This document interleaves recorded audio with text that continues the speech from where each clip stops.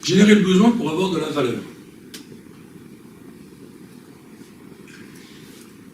Donc tout à l'heure, je disais, vous avez un produit quelconque, une canette de coca, si j'ai pas soif, elle vaut rien. Si j'ai soif, elle vaut quelque chose.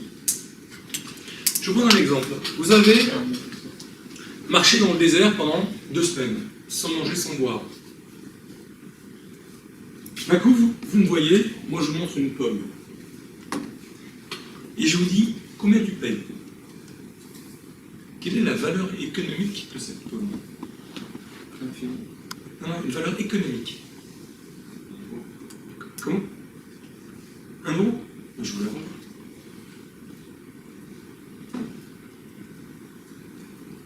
C'est quoi la valeur conceptuelle de cette pomme? Vous avez marché dans le désert, vous êtes affamé, c'est quoi la valeur conceptuelle? La survie. Ok, c'est la vie. C'est quoi la valeur économique? Comment? Vous raisonnez trop là. C'est quoi la valeur économique? Combien vous seriez prêt à payer cette pomme pour vivre? Eh oui. Le maximum de ce que vous êtes prêt à donner. On revient sur la négociation. Et vous voyez que j'ai valorisé ma pomme avant de vous la donner. Et j'ai utilisé le fait, c'est une caricature, que vous étiez en manque, que vous en aviez besoin. Et vous êtes prêt à me donner tout ce que vous avez parce qu'il s'agit de votre survie. Je reprends le même exemple. Vous avez marché 2 semaines dans le désert, affamé, assoiffé, j'ai une pomme. Vous arrivez, vous me dites, s'il te plaît Thierry, donne-moi la pomme. Tiens, bien sûr, mange la pomme.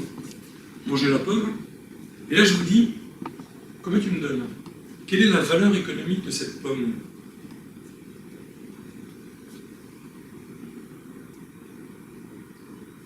Quelle est la valeur de cette pomme? Vous l'avez mangée? Ah, pas 0, mais 50 centimes d'euros. Parce qu'elle n'a plus comme valeur la survie. Et vous avez consommé, donc vous n'avez plus de besoin. Et pourtant, c'est la même pomme. Vous comprenez ce que je veux dire? Et bien pour vous, c'est pareil. Si vous générez le besoin, vous avez de la valeur. Si vous ne générez pas le besoin, vous n'avez pas de valeur. Alors quand je dis pas de valeur, et de la valeur, tout ça c'est relatif. Ça veut dire quoi? Ça veut dire qu'avant d'entrer en négociation, il faut générer le besoin. Il faut que l'employeur en face se dise, c'est lui que je veux. Lui. Pas lui, non, c'est lui que je veux. Alors maintenant, comment générer le besoin? Comment connaître le besoin?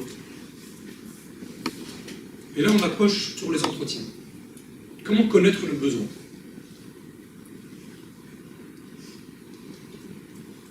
Vous en parlez Alors déjà, on entend parler d'interlocuteur. Mais vous allez voir, vous allez avoir des réponses spontanées qui sont justes, et l'application dans la vraie vie est à l'opposé. C'est-à-dire que déjà, j'inverse un petit peu le processus de recrutement. Lorsque vous êtes dans le processus de recrutement, vous avez tendance à parler de vous. Il faut laisser une partie pour interroger la personne pour qu'elle parle d'elle. En négociation, l'information a de la valeur. Plus elle me parle d'elle, plus moi je peux lui dire ce qui l'intéresse. Si la personne, vous apercevez qu'elle s'intéresse à un point de votre CV, c'est pas la peine de faire tout votre CV. Vous passez 1h30 sur ce point-là. Et vous allez être embauché et vous allez négocier. Regardez. Vous discutez avec les personnes, ça se passe bien, vous leur dites sur quel projet je vais travailler. Ah, tu vas travailler sur le projet Alpha, très important, etc. Ah bon, il y a déjà des équipes en place? Oui, il y a déjà des équipes en place, on va te présenter l'équipe. Et je vais faire quoi au quotidien? Bah, tu vas faire ça, tu vas faire ça, tu vas faire ça, tu vas faire ça. Qu'est-ce qu'on entend à travers ça? Dites-moi comment on décrypte ces messages.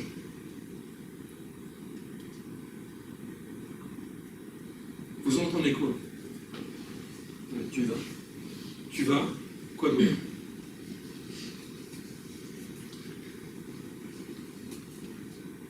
Allez. Oui, mais qu'est-ce qu'on décrypte? Le message comment?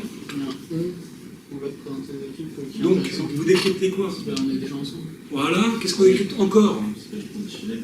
Voilà, qu'est-ce qu'on décrypte encore? concret. Oui, encore. Par rapport au sujet, on peut essayer de savoir ce qu'il recherche, un sujet sur lequel tu fais ton travail. Oui, mais c'est pas le décryptage, ça. Moi, ce qui m'intéresse dans le décryptage, c'est quelle est l'arrière-pensée sous-jacente de la personne qui vous dit les termes très basiques. Qu'il est intéressé par notre profil. Oui, oui, oui, il est intéressé et il a besoin. Alors moi, quand j'entends ça en négociateur, je me dis, on va commencer. Ben oui. Si la personne me dit, vous savez, on voit 45 personnes, ouais, votre profil est pas mal, mais bon, il faut qu'on réfléchisse. Là, j'entre surtout pas en négociation. J'ai aucun message à décrypter. Mais dès lors que l'entreprise... Moi, je pose des questions. L'objectif, c'est que l'entreprise me réponde. Si elle me répond, si elle me projette, je sais que j'ai déjà fait la moitié du chemin. Si elle ne me projette pas, c'est pas la peine que j'entre en négociation, ça s'est mal passé. Vous voyez ce que je veux dire? J'essaie de lire, en fait, l'entreprise. J'essaie de lire les mots de mon adversaire. Adversaire en négociation. Donc, pour gérer le besoin, il faut connaître le besoin. Il faut poser les questions. Autre façon, vous avez aussi accès à des internets et autres, plein de choses, qui, si le poste vous intéresse, n'hésitez pas à vous renseigner sur l'entreprise. Je vais même aller plus loin. Renseignez-vous sur les individus. Vous verrez sur les individus avec tous les Viadeo, LinkedIn, etc. Vous verrez leur centre d'intérêt. Vous verrez plein de choses qui vont vous intéresser. Vous voyez, je suis passionné de pêche. Il s'avère que vous aussi. Ce que je peux vous dire, c'est que 50% de votre succès va être sur la pêche. Je vais vous donner un exemple tout de suite, je vais juste répondre à une question. Monsieur. Oui, vous parlez de l'entreprise qui projette personne qui passe l'entretien. Mais par exemple, si une entreprise a plein de postes et une dizaine de candidats, on peut imaginer qu'il va projeter chaque candidat. Pas évident. Au moins la moitié d'entre eux. Pas évident. Si je pose des questions, je m'intéresse à vous. Si je pose pas de questions, je ne m'intéresse pas à vous. Vous me donnez votre CV, vous ne me posez pas de questions. Vous êtes passé comme un candidat comme les autres. Maintenant, vous commencez déjà à me montrer que vous avez vu l'entreprise, vous êtes intéressé à l'environnement, et vous me posez des questions, vous concernant, il ne faut pas dire qu'est-ce que tu fais demain matin, c'est vous concernant à savoir qu'est-ce que je vais faire au quotidien, avec quelle équipe je vais travailler, sur quel projet je vais travailler, est-ce que c'est un projet important, est-ce que c'est pas important. C'est des questions qui ne sont pas du tout illégitimes. La nature de ma réponse va être importante. Si je vous dis, encore une fois, oui, c'est un projet important, mais on n'est pas pressé. Ou si je vous dis, oui, c'est un projet très important, d'ailleurs, vous allez travailler dans ce cadre-là, vous allez commencer par tel boulot. Vous voyez que j'ai deux messages qui sont très différents. Vous comprenez ce que je veux dire? Moi, ce qui m'intéresse, c'est d'envoyer des sondes et de voir le retour de la sonde. Et après, d'analyser le retour de la sonde. Encore une fois, l'objectif, c'est de savoir si j'ai franchi le cap et la personne a besoin de moi. Et c'est comme ça que je vais dépasser la concurrence. Quand j'aurai la certitude que la personne a besoin de moi. Parce que prenons toute cette classe, prenons un cas théorique, vous êtes tous en concurrence sur le même poste. Comment je vais choisir? Votre diplôme, forcément, entre guillemets, comme vous avez tous le même diplôme, n'est pas différenciant. Par contre, si vous vous intéressez à moi, je vais m'intéresser à vous et je vais me souvenir de vous.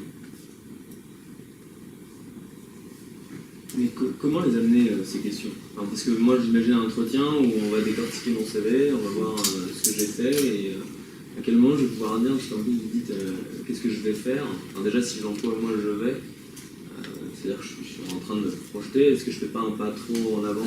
Après, c'est une question de dosage, effectivement, mais ça va dépendre de l'entretien. Vous pouvez très bien dire qu'est-ce qu'on fait dans ce poste, de toute façon, est-ce que je me projette. On peut rompre le processus de, par exemple, lecture du CV, découverte de Non, j'ai pas dit qu'il fallait rompre. J'ai dit qu'il y a un moment où il va falloir poser les questions. D'accord, c'est à nous de trouver le bon... C'est à vous de trouver le bon moment. C'est à vous de trouver le bon moment. Après, il y a un autre élément qui est important. Quand je vous disais, si je m'intéresse à vous, vous intéressez à moi, c'est le point de détail qui fait la différence. Je vais te donner un exemple qui est de la négociation commerciale, c'est pas la négociation sociale, mais c'est un exemple qui m'est arrivé à moi. Il y a quelques années de ça, en fait, j'étais directeur commercial dans une entreprise. On avait perdu un énorme contrat. Et le problème, c'est que c'était mon premier contrat, le premier contrat dans lequel je travaillais. Si je le perdais, globalement, j'étais en période d'essai, je la perds. Et je me suis dit, je peux pas baisser les bras, j'ai pas le choix. À l'époque, il n'y avait pas tout ce qui est Internet comme aujourd'hui, c'était un peu moins développé. Bref, cependant, j'ai su que le signataire, qui était directeur informatique d'une grande banque, en fait, était passionné de football. C'est-à-dire que moi, je suis passionné de sport, et je connais un agent d'ex-footballeur qui aujourd'hui est entraîneur. L'agent sportif, je l'appelle, je lui dis, écoute, est-ce que tu peux me faire un truc? Je vais inviter un client, enfin quelqu'un qui n'est pas un client, je vais inviter un client à déjeuner, et tu m'amènes cette personne à déjeuner. Il me dit, ok, ça te coûte de temps, c'est normal, c'est son métier. J'invite mon client, il me dit, mais Thierry, de toute façon, vous avez perdu le livre. Je dis, oui, il n'y a pas de problème, je sais que j'ai perdu le livre. C'est comme ça, je suis comme ça, on a travaillé longtemps ensemble, je veux vous inviter juste pour déjeuner. Il me dit, ok, je vais inviter à déjeuner, à mon resto et tout. Simplement, on les deux, il y a 4 places. Il fait, mais Thierry, qu'est-ce qui se passe? Ils ont mis une table trop grande. Je dis, bon, oui, le resto, comme ça, des fois. Au bout de 10 minutes, il y a le footballeur, qui aujourd'hui est entraîneur, avec son agent qui s'assoit. Et là, j'ai vu un homme qui gérait à peu près 150 millions d'euros de budget informatique, qui avait une cinquantaine d'années, s'effondrer comme un enfant. C'était son mythe, c'était son rêve, c'était son idole. Il a parlé tout le déjeuner, avec lui. À la fin, ce joueur lui a pris un ballon, lui a dédicacé, il est reparti avec son petit sac, alors qu'il gérait un budget énorme en informatique. Il est reparti avec son petit sac, le ballon dédicacé. Oh merci Thierry, je n'oublierai jamais, je n'oublierai jamais. Le dernier mot qu'il me dit en me quittant, il me disait, vous savez, le deal, il n'est pas encore signé. Une semaine après, il me rappelle, je gagne le deal. Voilà un exemple, ça c'est le mien, donc je peux vous le dire très librement, de détail qui peut vous faire réussir ou échouer une négociation. Et ces détails-là, alors, en tant que jeune diplômé, vous ne les aurez peut-être pas, mais plus vous allez grandir dans une organisation, plus ça se joue sur les détails. Et c'est souvent des détails humains et pas des détails techniques.